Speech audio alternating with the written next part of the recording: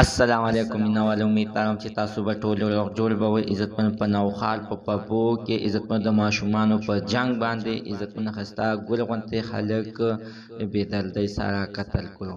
راځئ مینوال موږ په دې ویډیو کې تاسو کتلی شئ چې دا اخر ولې قتل کړو. ټول د دې معلومات نه مخکې زه تاسو ته دا یادګي نه وکړم. تاسو کو چینل زموږ په دې سپر کلیک چینل کې نوي وئ، چینل هم نوي سبسکرایب کړئ. مهرباني وکړئ تاسو زموږ دا سپر کلیک چینل د سره سبسکرایب کړئ، خوا کې سره د ټالۍ نشان وهئ چې هر یوه نوې معلوماتي ویډیو تاسو ته په اسانۍ باندې در ورسیږي. عزتمنو خلکو ته بې ګناه قتلونه کېږي چې نن یو ځل بیا عزتمن څنګه په نوخال په پبو کې د ماشومانو په سر باندې د یو صمد کور غرق او تباه شولو، یعنې د کور سربرای پکې مړ شولو. عزتمن تاسو به په کلیو په محلو کې همدغه شانته ډېر کتلي چې ماشومان همیشه د خپلو کې یو بل ته لاس اچوي.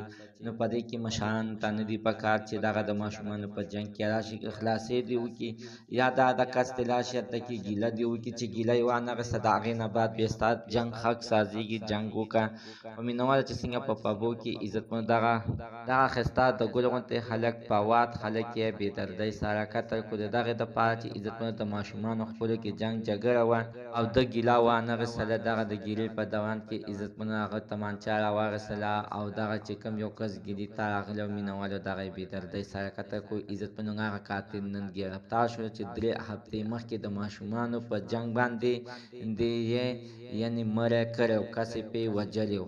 مینوالو ته دې سزا ورکړل شي، دا دې معاف نه کړل شي. که چېرې دا معاف کړل شي نو سبا بل کس هم همدغه شانتې راپاڅېدلی شي او بې ګناه قتلونه کولی شي. زموږ د عزتمنو تر نن ورځې معلومات د دې ځای پورې د نوي معلومات دپاره د سره زموږ دا سوپر کلیک چینل د سره سبسکرایب کړئ، خوا کې ورسره د ټالۍ نشان ووهئ چې هر یوه نوې معلوماتي ویډیو تاسو ته په اسانۍ باندې در ورسیږي.